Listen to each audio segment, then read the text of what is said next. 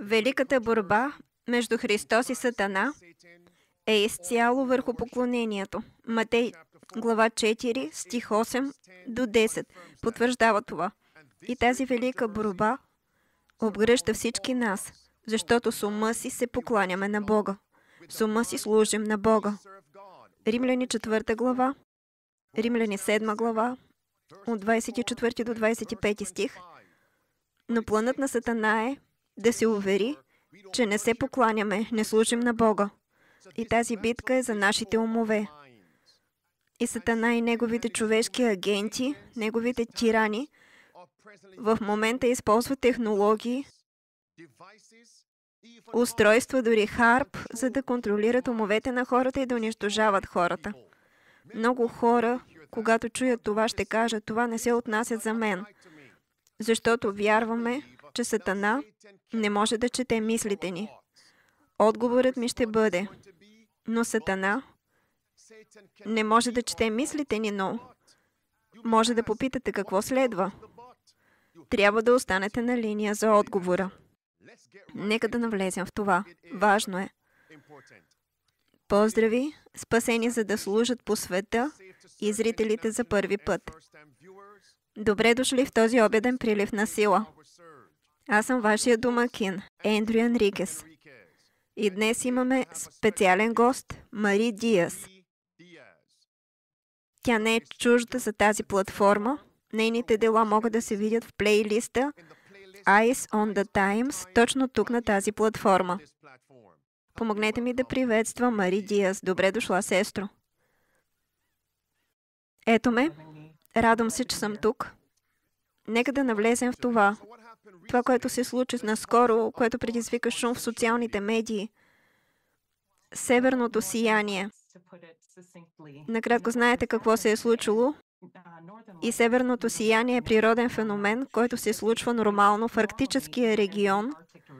И очевидно наскоро северното сияние се вижда не само на север, но иронично и в южния регион в някои щати.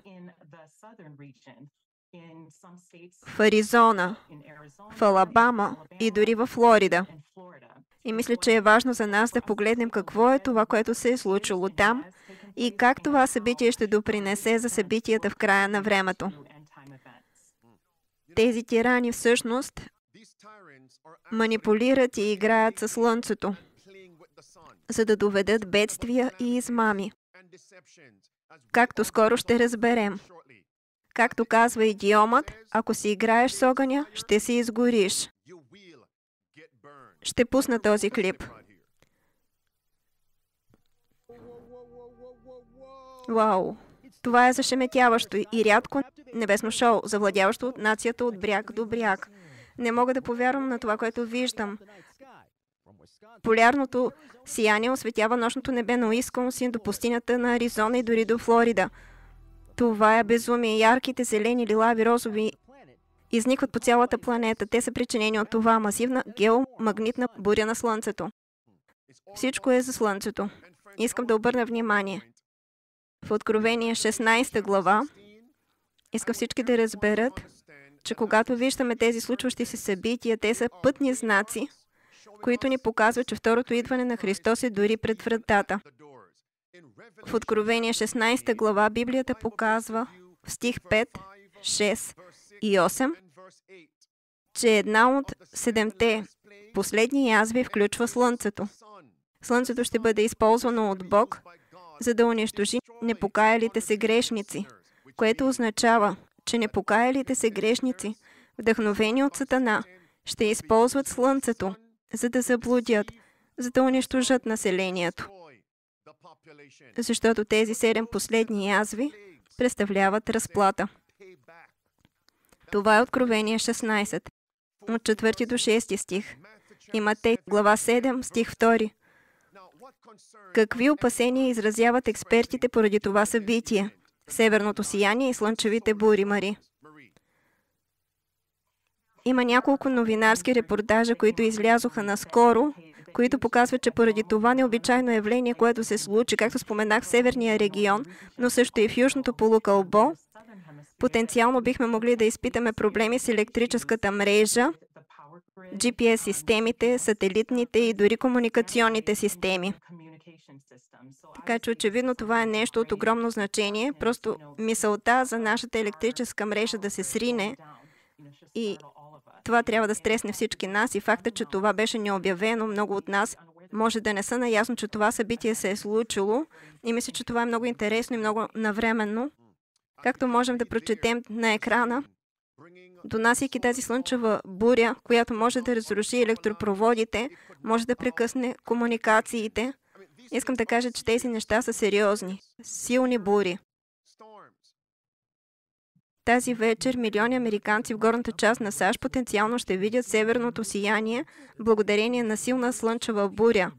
Но издаде този рядък часовник за първи път от близо 20 години геомагнитна буря, толкова силна, че би могла да застраши комуникациите и електрическите мрежи тук на Земята.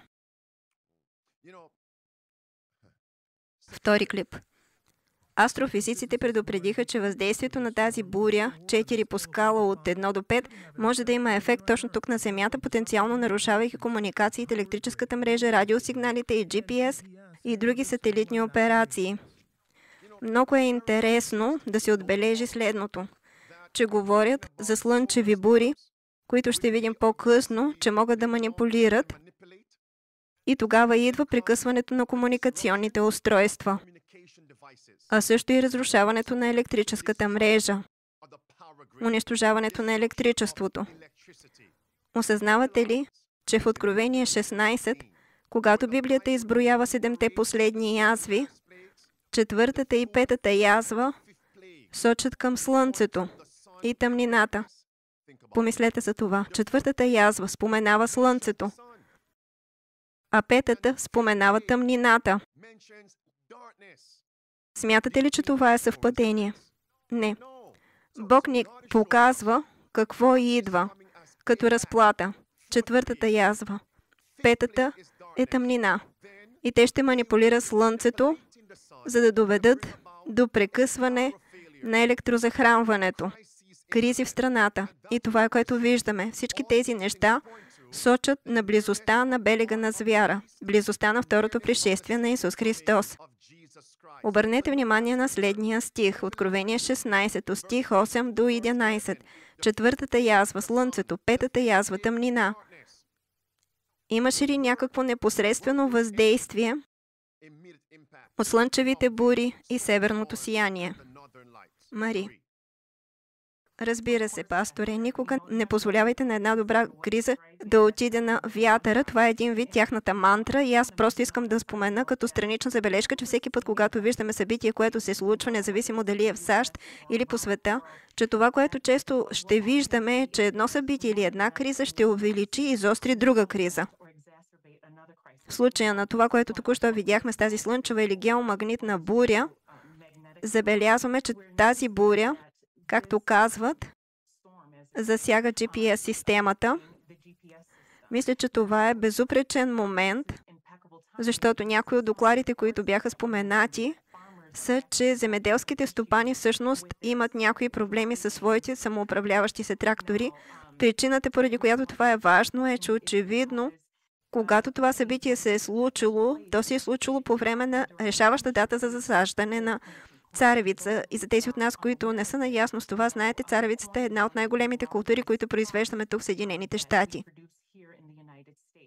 И е просто интересно, защото знаем, че има и други статии, в които се споменава, че в бъдеще ще има недостиг на храна.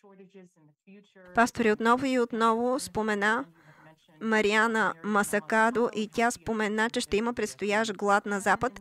И просто искам зрителите да видят как всички тези неща изглеждат, се сближават и не разглеждаме само една криза, а как една криза влияе на друга криза. Ясно е, че слънчевите бури накараха GPS тракторите да пропуснат своя принос в най-лошия момент за фермите. И не само GPS тракторите в фермите, но какво да кажем за превозните средства? Можем ли да видим какво предстои?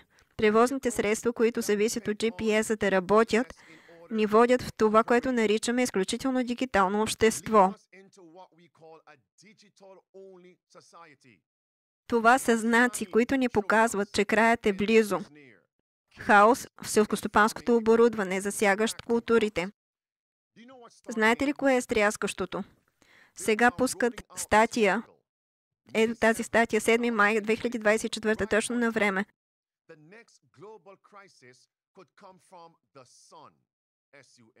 Следващата глобална криза може да дойде от Слънцето.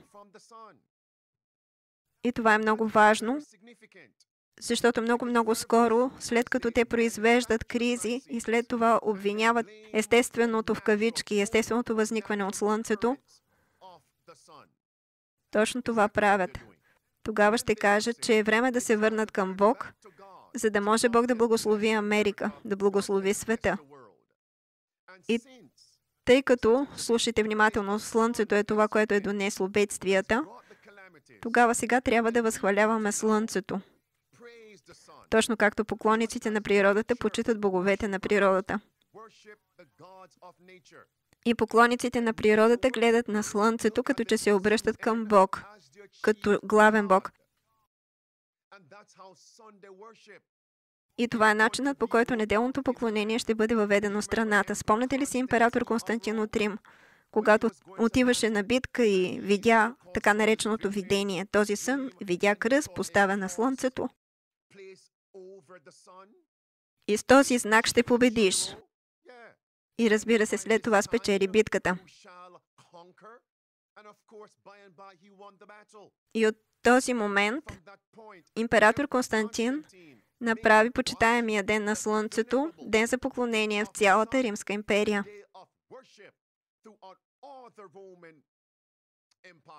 И от този ден Римо-католическата църква даде на света неделното поклонение.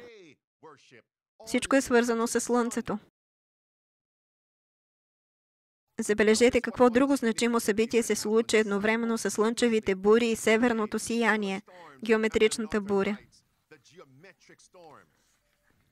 Тук се казва ХАРП. Изследователска кампания ХАРП се случи по същото време от 8 май до 10 май 2024. Ето го. Високочастотната активна изследователска програма Аурора, известна още като ХАРП, се случи по същото време. Мари, кажи ни, дали това съвпадение не е свързано? Свързани ли са? Има ли свързващи връзки? Разбира се, пасторе, те винаги са свързани. Има няколко статии, които ще използваме като отправна точка от реномирани източници, а именно Смитсониан. И според следната статия, ХАРП има способността изкуствено да създава северно сияние. И мисля, че това е важно с това, което току-що се случи. И не забравяйте, че северното сияние е нещо, което се случва естествено. Въпреки това, това събитие, което току-що се случи точно по същото време, когато ХАРП провеждаше свой собствен експеримент.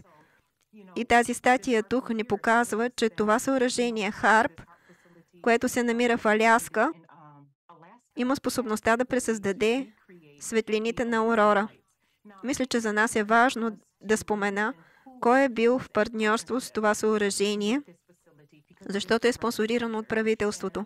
И вярвам, че имате статия, в която се споменава, че американските военни, договорителите на отбраната, всички са участвали в този конкретен експеримент. Експериментът, който според мен е от най-голям интерес за тези от нас, които са християни, особено за тези от нас, които обръщат внимание на събитията от последното време, е втората статия. И преди да стигнем до тази статия там, искам да спомена как са провели експеримент, който не е свързан с науката. В съзнанието ми се чудя защо правителството дори експериментира с такъв мощен инструмент за нещо, което не е свързано с науката. Не е нещо, което ще ни бъде от полза. Но искам да извадя една точка от статиите. Това е втората статия, в която се казва защо учените изпращат радиосигнали до Луната в Юпитер. Там пише, цитирам, че са провели проект, наречен "Призраци във въздушната светлина", който включва излъчване на образи, звуци, видеоклипове и изговорени думи към ионосферата. Истинският въпрос тук е защо правителството ще трябва да проведе такъв експеримент, при който те излъчват изображения, видеоклипове, звукови вълни в ионосферата. И това е мястото, където трябва да копаем малко по-надълбоко. Трябва наистина да помислим за тези неща. Разбира се, това ми напомня за проект Blue Beam, синият лъч и всички тези неща, мисля, че се сближават и вървят ръка за ръка и съм сигурна, че ако разясните това, пастори, ще можем да видим по-голяма картина. Призраци във въздуха, които включват излъчване на изображения, звуци, видеоклипове и изговорени думи към Земята, към ионосферата на Земята. Ето го. Ангел в небето. Можете да видите снимките тук. Вижте тези образи. Ангели в небето. Кои ангели? Ние, които вярваме в пророчествата за последното време от писанията, не вярваме ли, че Сатана ще се опита да фалшифицира второто пришествие на Христос? И всички тези демони ще се появят като наши мъртви близки и дори така наречените почитани християнски водачи и религиозни водачи. Сцената е поставена. Аз съм светлината. Образът на Христос, изкупител, се появява в полярното сияние, Бореалис, над Исландия. И забележете, че това се случва по целия свят едновременно. Фарът. Вижте това. Къщата на щастливия фотограф има най-добрата гледка в света точно под северното сияние. Вижте тези снимки. Да влезем в проекта Blue Beam, синият лъч, Серж Манаст. Разгледахме това преди няколко дни на 10 май. Хайде, сестро. Да, ако мога да се намеся тук за момент, мисля, че е важно за нас наистина да схванем това, което виждаме тук. Виждаме, че правителството проектира образи в ионосферата и те проектират религиозни фигури. Или не трябва да казвам, че са религиозни. Искам да кажа, предполагам, разбирате ли? И фактът, че те имат способността да направят това, а имате хора, които правят снимки на религиозни фигури, предполагаме религиозни фигури. Разбирате ли, това е просто полагане на основите на измама. Наскоро си мислех, защото има някои случаи в духа на пророчеството, където сестра Уайт ни казва, че ще дойде време, момент в историята, когато няма да можем да се доверим на сетивата си. И можете ли да си представите, ако аз съм вярващ и стоя до някой, който не е вярващ, и двамата гледаме нещо в атмосферата, в небето, и се опитвам да го убедя, че това, което вижда, не е реално.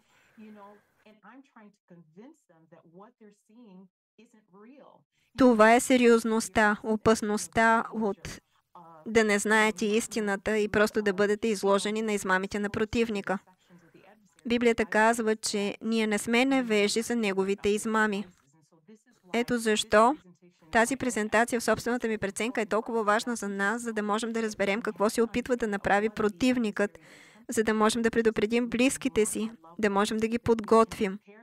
Има и друго място в духа на пророчеството, където сестра Уайт имаше видение, имаше хора, които знаеха, че Божиите присъди идват и те по някаква причина не успяха да предупредят своите близки. И рекоха: знаехме, че тия присъди ще дойдат и все пак, когато дойдоха присъдите, онези, които не бяха предупредени, зададоха въпроса: защо не ни предупредихте? И въпросът ми към зрителите днес е: какво ще направите с тази информация? Мисля, че за нас е важно да обсъдим тези неща с близките си, така че всички да сме подготвени. Знаехте и не ни предупредихте. Да, знаехме, че отговорът ще дойде, но не знаехме, че ще се случи толкова скоро. Том 9:28. Забележете, когато хората чуха за проект Синият лъч и Серж Манаст, те може да са си помислили, че той е луд, психически немощен. Но току-що видяхме в списание Смитсониан какво прави правителството и какво са направили и какво могат да направят. И да имаме предвид, че каквото и правителството да позволява да бъде пуснато от какъвто и да е проект, който имат, това в момента далеч ги надминава.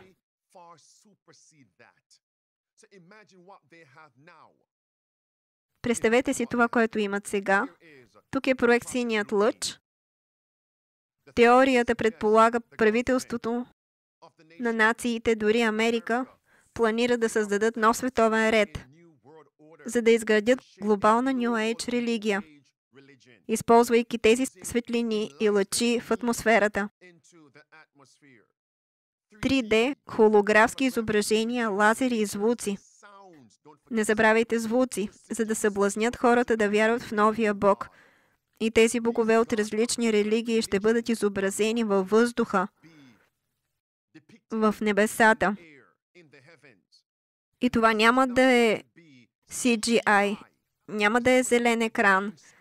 Далеч ще го измести. Сатана и неговите човешки агенти ще са в лига. Няма да е син екран. Няма да е просто леко движение на ръката. Това, което ще се случи, ще е толкова реално, колкото по-човешки е възможно. Докато гледаме тези неща, ще прочета това изявление набързо. Защото може би си мислите, че си измислям. Кандис Оуенс по проекта Синият лъч и Сердж Монаст. Втората стъпка, казва той, ще включва гигантско шоу от космоса. Всъщност, те ще ли да използват триизмерни оптични холограми, които ще ли да проектират холографски изображения, за да излъчват в небето. И тези изображения ще ли да включват проекции на Исус, Мохамед, Буда, Кришна и всички ще ли да се слеят в едно. Те ще могат да постигнат това с помощта на космически сателити и това ще накара цялото небе да се трансформира в масивен филмов екран. И разбира се, този човек умря мистериозно. Спомняте си, разгледах това на 10 май. Видеото е тук на платформата. И току-що видяхме, че е съобщено, че правителството може да направи точно това. И мога да добавя и повече. Клип 2. Третата стъпка е още по-пресилена. Той казва, че това ще включва изкуствен интелект. Просто искам да заявя отново. Той казваше това през 1994. Изкуствен интелект, който щеше да може да използва контрол над ума, за да достигне до съзнанието на хората и това да включва лъчи от сателити, които се захранват с спомени от нашите компютри, които са съхранявали масови данни за всяко едно човешко същество на Земята. Мари, на това какво казваш? Тя говори не само за зрителността, но и за звука, за сетивата на нашето същество. Надявам се, че публиката започва да вижда цялата картина. И просто чувствам, че това, което представяме, върви ръка за ръка. И мисля, че истинският въпрос е дали Харп има способността да повлияе на ума. И ще се изненадате да разберете, че има способността да влияе на ума. И мисля, че имаме видео, което ще представи това накратко, така че да можете да видите. И това конкретно видео е публикувано през 1995. Говорим за преди почти 30 години и както правилно споменахте, пасторе, можете ли да си представите какво могат да направят сега? И докато слушаме това видео, се надявам, че ще можем да видим точно какво може да направи правителството с този инструмент Харп. Да го пуснем. Клип първи от 2. Докато BBC настоява, че Харп не е нападателно оръжие и е необходимо за поддържане на националната сигурност, роденият в Аляска Ник Бегич предлага различен сценарий за тази нова книга. Нещата, които открихме в други документи на BBC, един по-специално беше документ, съставен през 1982. Документът е наречен "Конфликт с нисък интензитет в съвременните технологии с предговор не от кой да е от Нют Гингрич". Един раздел говори за използването на радиочастотни радиационни предаватели за нарушаване на човешкото мислене, за основно инвалидизиране на войските невидимо, като могат да ги бомбардират с радиочестота. Това беше настроено на правилната честота и правилната форма на вълната, така че напълно да наруши умствения им процес и основно да изтощи тези войски. Стойте там, клип 2. Изумително. Джеси Вентура има своите съмнения, че антените на Харп могат да излъчват радиовълни, които влияят. Мари, щеше да кажеш нещо. Добре, просто исках да спомена преди това видео, че човекът, който всъщност е в това видео, е Джеси Вентура. А за тези от вас, които си спомнят, дори много преди да стана адвентистка, гледах някои от неговите видеа. Той имаше поредица наречена Теория на конспирацията през 2009, в която екипът му разследваше правителствени конспирации.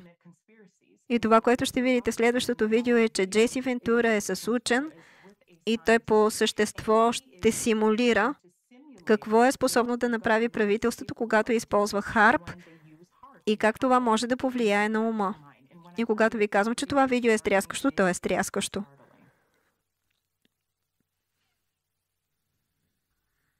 Джейси Вентура има своите съмнения, че антените на харп могат да излъчват радиовълни, които да влияят на мислите на хората. Но Ник Бегич е подготвен за скептиците.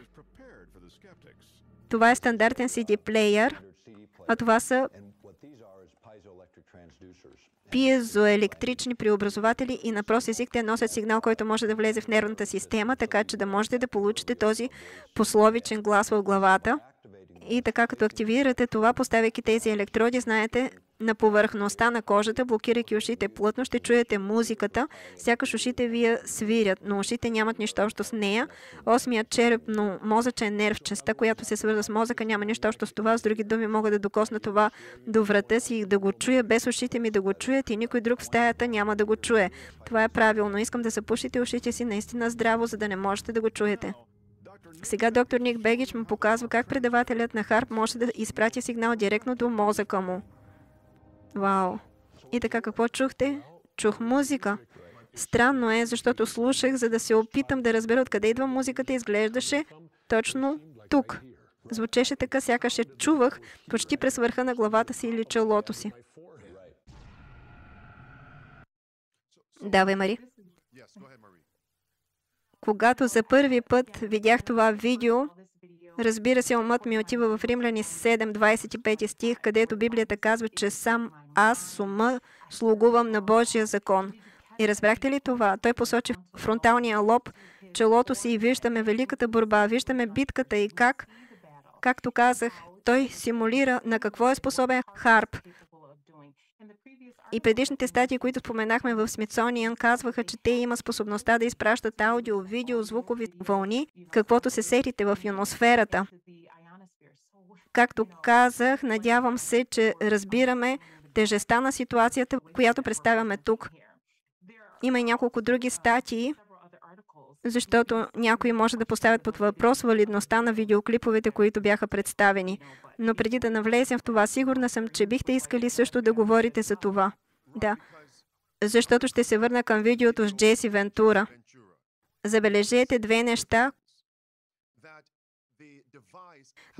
Устройство трябваше да докосне кожата му, трябваше да бъде върху тялото му. Има ли модернизирани устройства, които могат да бъдат използвани за постигане на същото нещо, за да вмъкнете мисли в умовете?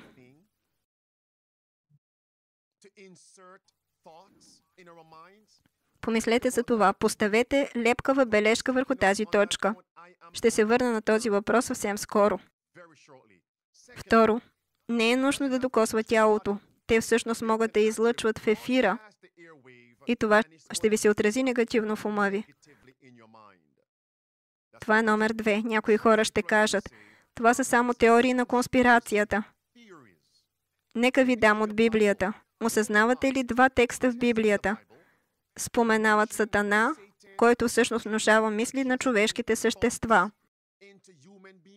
Първият стих е Марко 5 глава. Обладанието от демони. Когато Христос го попита, как се казваш? Отговорът беше, ние сме легион. Христос попита един човек, как се казваш? Отговорът, ние. Различно местоимение. Ние е множествено число. Ние сме легион. Кой говори чрез човека? Дяволите.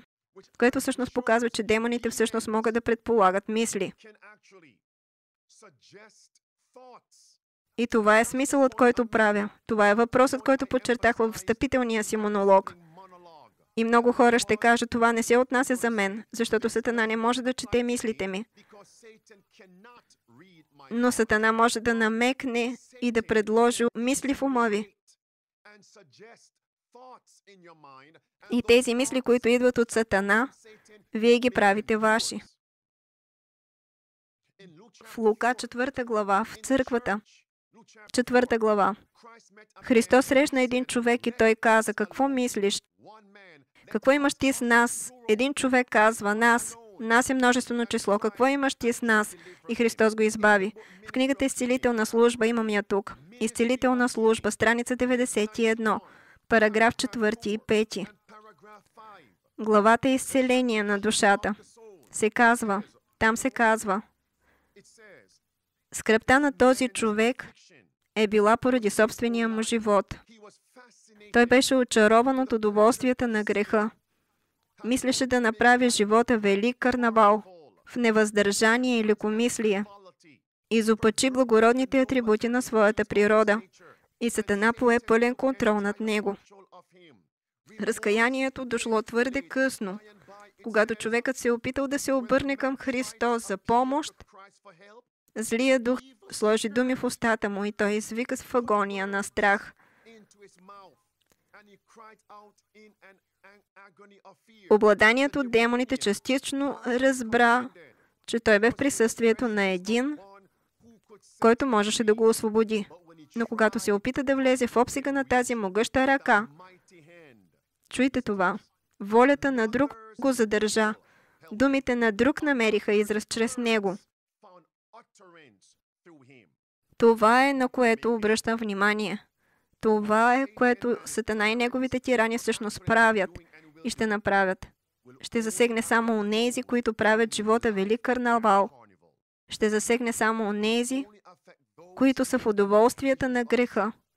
Ще засегне само онези, които са невъздържани. Само онези, които са на омагьосаната земя на Сатана. Отново ще бъде ироничен. Сатана не може да чете мислите ми, но той може да внуши своите зли мисли и тези зли мисли в ума ви стават ваши толкова много, че започвате да ги говорите. Толкова е важно. Битката е за ума. Мари.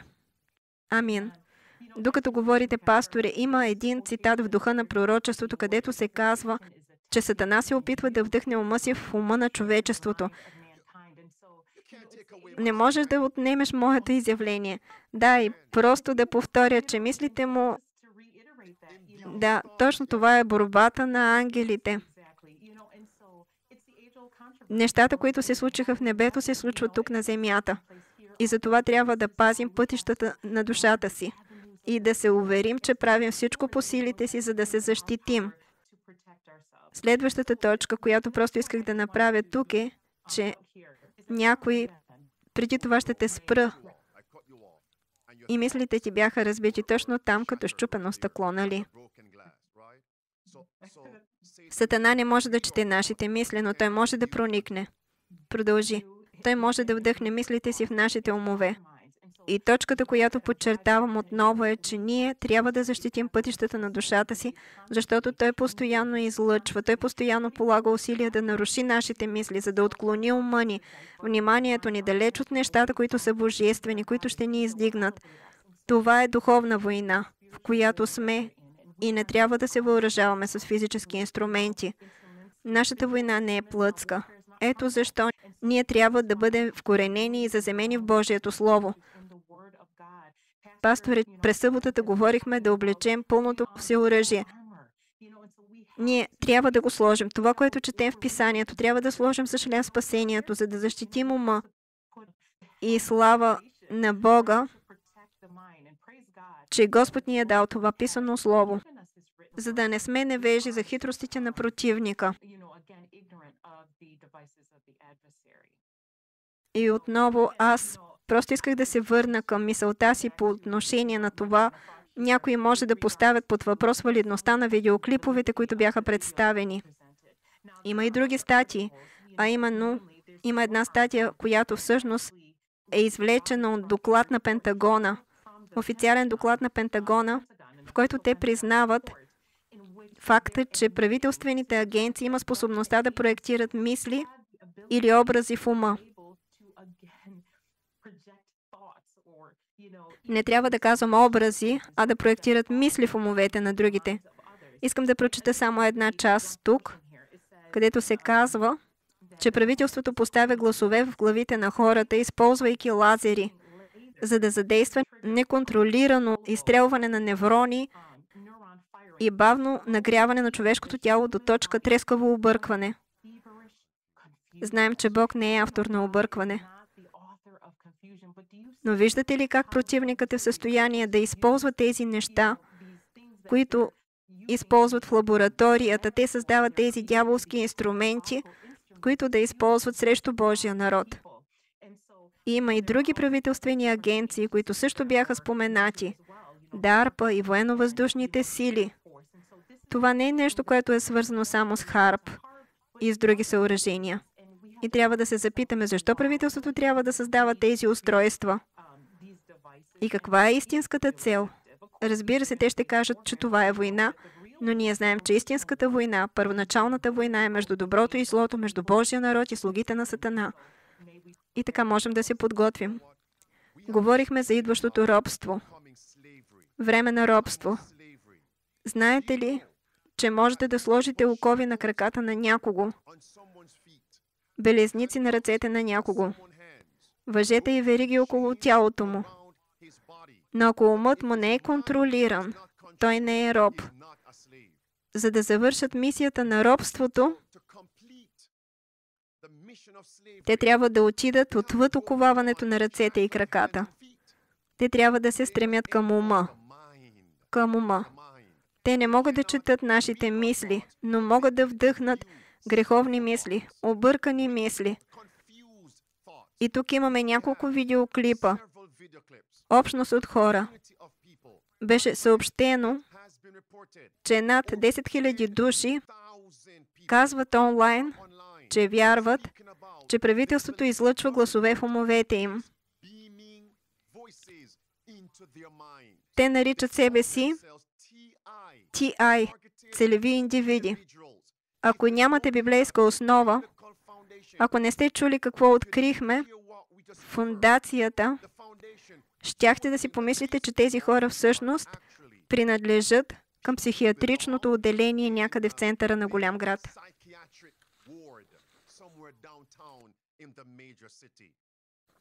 Гледайте това. Игри на ума. Новост в интернет. Общност от хора, които вярват, че правителството излъчва гласове в умовете им. Те може да са луди, но Пентагонът преследва оръжие, което ще направи точно това. Това не идва от алтернативните медии. Това е вашият Washington Post. И не забравяйте, че те принадлежат към легитимните медии и казват, че МСМ и легитимните медии не публикуват фалшиви новини. Клип 1. Слушайте. TI. Около 10 000 души по света съобщават за едно и също ужасяващо преживяване. Електронен тормоз, синтетична телепатия, технология с глас.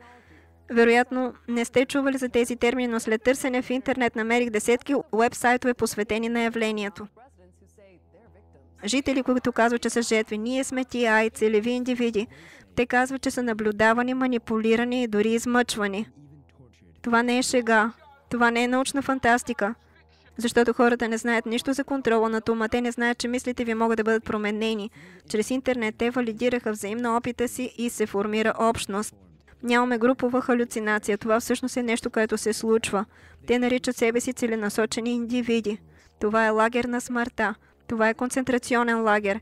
Един ден ще ви изложа. Не ме интересува кои сте, кои си мислите, че сте или с кого сте свързани. Хората дори не осъзнават. Хората никога няма да осъзнаят, докато не стане твърде късно. Стойте там. Клип 2. Колко повече можеш да ме нападнеш, отколкото да влезеш в мозъка ми? Звучи...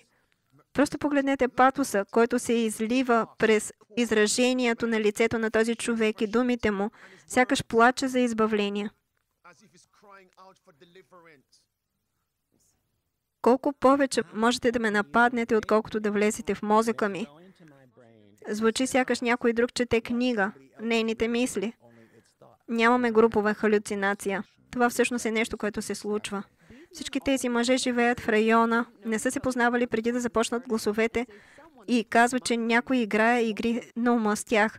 Повечето от тях живеят в района. Мари, те живеят в района. Представете ли си? И какво има в района? И райони по целия свят. Правилно. Въз основа на нашата презентация виждаме, че харп предизвикват някои от тези ефекти и докато слушам това видео и гледам, просто не мога дори да си представя, знаейки, че не съм луда и че чувам гласове и заради времето няма да преминем през целия този видеоклип.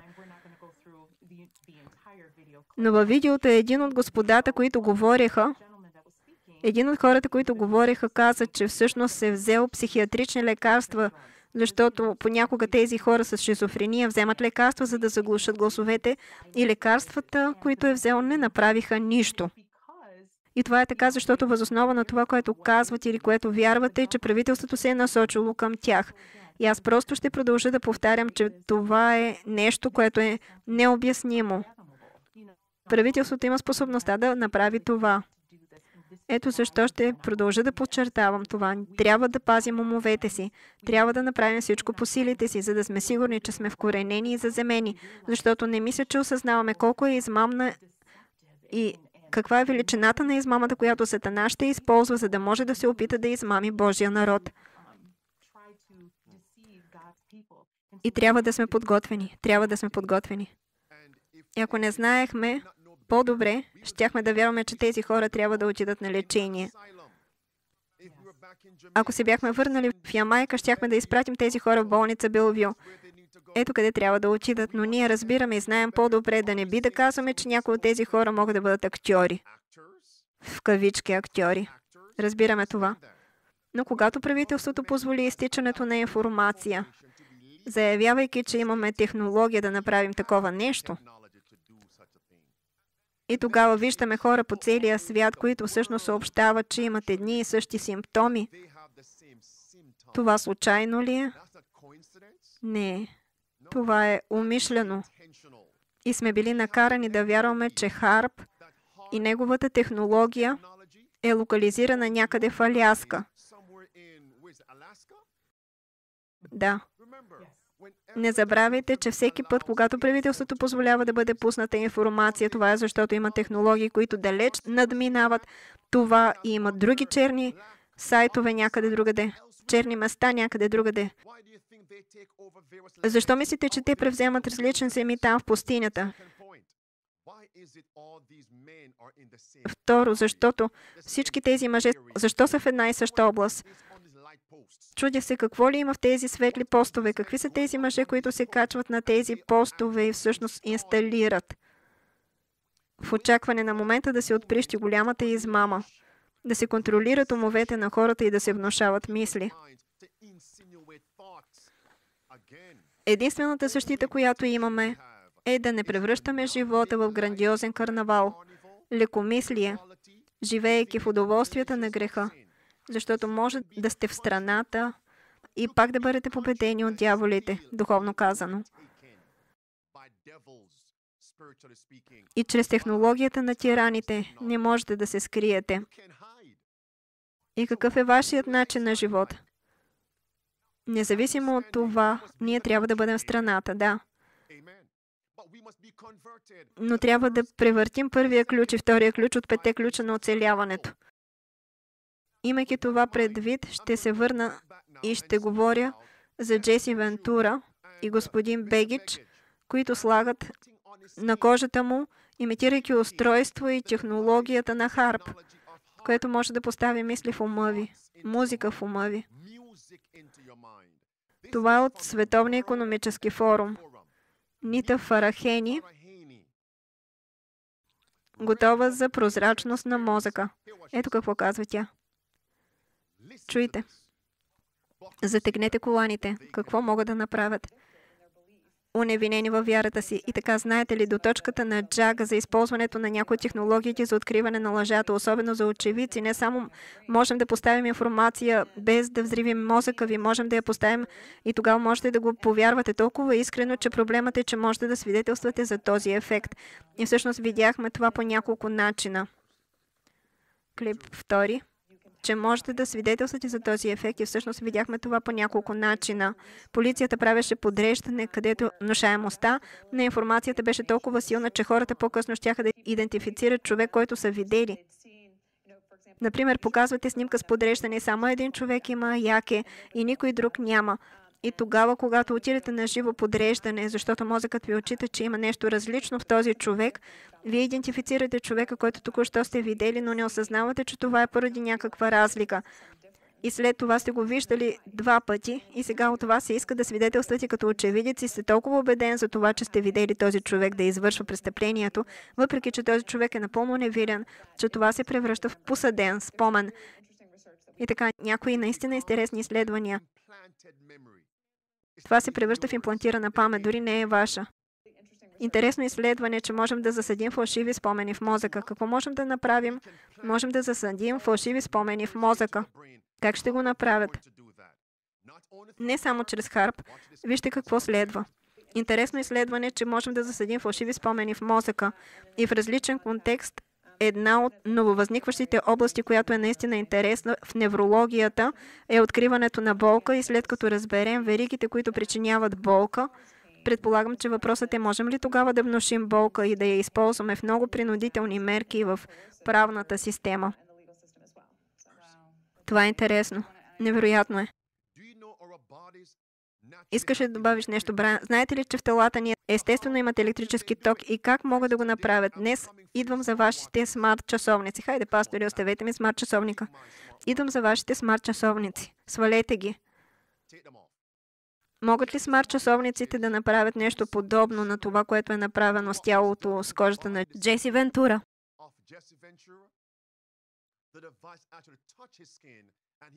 Устройството всъщност докосна кожата му и той започна да чува неща, имплантирани в съзнанието му. Могат ли да работят през смартфоните, смарт-часовниците? На ръката могат ли да го направят? Технологията, тя излъчва честота, а тялото естествено има електрически ток. Какво е сърцето? Има електричество в сърцето. Преди имаше много малко, което можехме да кажем за дейността на ЕЕГ, но вече използвайки потребителски преносими устройства, това са ленти за глава, шапки, които имат сензори, които могат да уловят активността на мозъчните вълни, слушалки, малки татуировки, които можете да носите зад ухото си. Можем да уловим емоционални състояния, като например дали сте щастливи, тъжни, ядосани. Можем да вземем и декодираме лица, които виждаме в ума си, прости форми, числа, вашият пин номер в банковата ви сметка. Идвам за вашите смарт часовници. Колко от вас носят нещо като Apple Watch, Fitbit, смарт устройство? Да, много хора. Това е индустрия за милиарди долари в момента. Преносими устройства, количествено измерими, широко разпространено движение. Повечето хора се чувстват много комфортно с поне някои форми на човешко изчисляване. Всъщност, то е станало толкова широко разпространено, че повечето хора смятат, че няма толкова много неща, за които да се притесняват, когато става въпрос за извършване на нещо като наблюдаване на сърдечната честота. Тогава можем да декодираме сложна мисъл. Но с мозъчна технология мисля, че след 1 година ще бъдем до голяма степен там, където сме сега, но с много по-добри технологии за форм-фактор. И много компании пускат тези слушалки. Какви са вашите мисли по този въпрос? Подиграваме се на хора, които носеха шапки от станиол и изглежда комично, но не казвам, че трябва да правим това. Просто казвам, че те не разбират, че войната е срещу ума и че трябва да се гмурнем по-дълбоко. И е страшно да си помислим. Един път, пасторе, споменахте, че тези умни устройства ще ни направят глупави. Обичам удобствата. И те са, които ще ни наранят. И дори мисля за 5G и всички тези неща, които прилагат, поставяйки ги в домовете ни, интернет на нещата. Всички тези неща са дигитален затвор. И сега с тази презентация виждаме как този дигитален затвор всъщност навлиза в ума, в тялото. И това е просто една много страшна мисъл. И как изпращат актуализации на софтуера? Всичко е чрез честота. Изтегляте приложението на смарт часовника, на смартфона Помислете за устройствата в дома си. Те могат да манипулират и да ги превземат и да ги използват, за да изпращат честота в съзнанието на хората. И дават мисли. И как ще кажем: Господи, не бях аз. Не можеш да ме обвиняваш. Не можеш да ме обвиняваш, че взех погрешно решение, защото правителството и тиранинът са тези, които всъщност вкараха мисли в ума ми. Знаете ли какво ще каже Бог? Това не е добро извинение, защото съзнателно се поставяте в омагьосаната земя на Сатана. Няма да имаме оправдание. Но Господи, те го сложиха в часовника и през часовника то ми даде мисли. Но ти сложи часовника. Изборът е твой. Вие се поставяте в тази среда. Това беше вашия избор. Не можете да използвате извинението. Те ми дадоха мислите. Няма да издържи в небесните дворове. Заключение. Мари. Има толкова много мисли, които минават през ума ми. Наскоро, когато направихте презентацията за проекта Bluebeam, Синия лъч, прочетохте този конкретен цитат от Великата борба, страница 625, параграф 2. И просто искам да го прочета. Той казва, че само онези, които са били усърдни изследователи на писанията и са получили любовта на истината, ще бъдат защитени от мощната заблуда, която пленява света.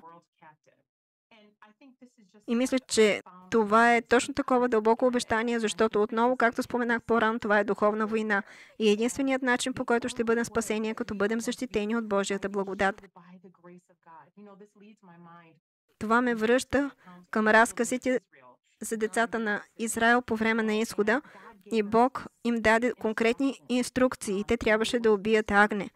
Трябваше да вземат кръвта и да я сложат по стълбовете на праговете. Трябваше да влязат в къщата. Не трябваше да си тръгват. И ако бяха пренебрегнали всяка една от тези конкретни неща, те биха били изложени на ангела на смъртта. И виждам съпоставка, защото е почти като че ли ангелът на смъртта е нещо като това, което се случва с Харп, с това, което прави правителството. И ако мислите, че само защото сте в страната, защото знаете пророчеството и нямате любов към истината, с която ще бъдете защитени и пазени от тези измами, вие се заблуждавате. Заблуждавате се. И ако имам избор, очевидно е, че искам да бъда на село, очевидно е, че искам да направя всичко по силите си, за да бъда подготвена, но бих предпочела да имам връзка с Бог и да го познавам и да бъда твърда в убеждението и истината, отколкото да бъда изложена на измамата, която ще се случи. Матей 24 също говори за това, как ще има знамения и чудеса в небесата, в небесните тела, в луната и звездите. Ние знаем, че има исторически разказ за това, но също така се отнася и за нашия ден. Възможно ли е в много реален смисъл Бог да се опитва да ни покаже как Сатана се опитва да фалшифицира? И той ще се опита да направи свои собствени знамения и чудеса в слънцето, луната и звездите и в атмосферата, за да измами Божия народ. Последното нещо, което искам да кажа е, че сестра Уайс споменава в духа на пророчеството, че Ной от някои хора е бил смятан за див фанатик. И знам, че част от информацията, която беше представена днес, просто изглежда много странна и просто неразгадаема. Но ако се вгледате в библейската история, ще видите, че има много хора, които са провъзгласявали неща, които биха могли да се окажат много конспиративни. И все пак, нека използваме Ной, например. Той е бил инструктиран от самия Бог. И много хора, както каза, го нарекоха див фанатик. И знам, че това, което представяме, изглежда много пресилено.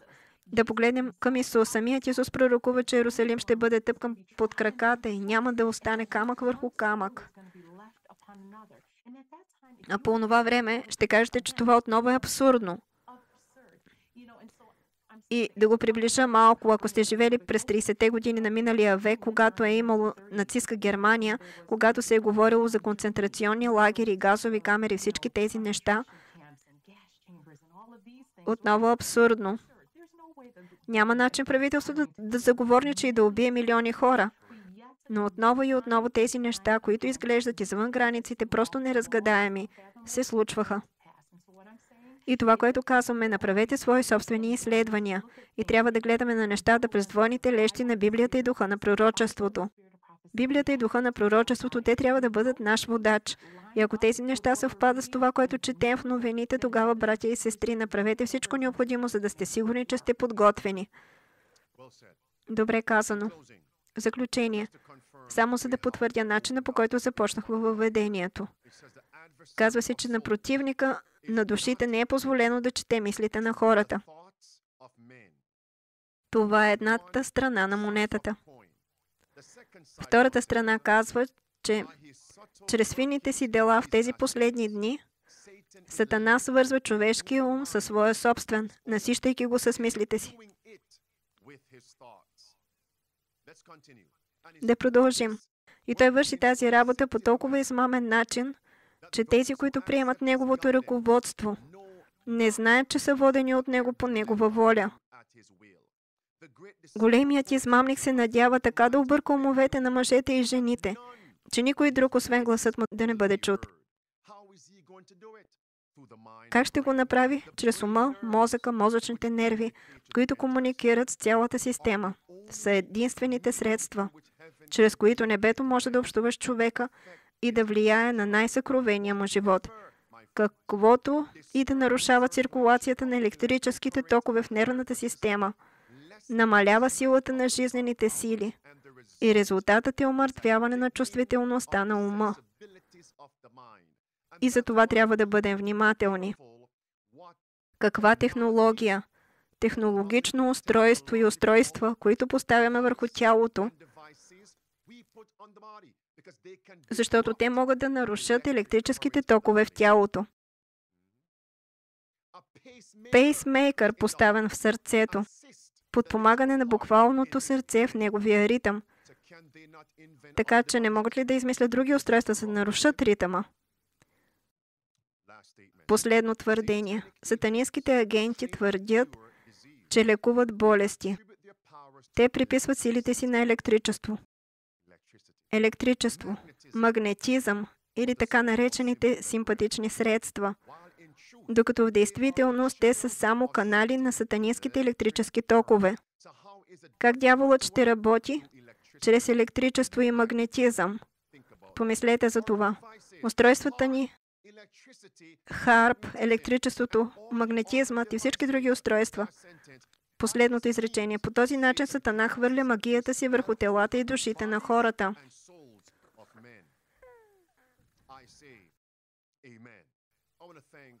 Искам да благодаря на сестра Мари Диас, че взе участие и сподели тези навремени, приложими точки на истината за всички нас. Нека внимаваме.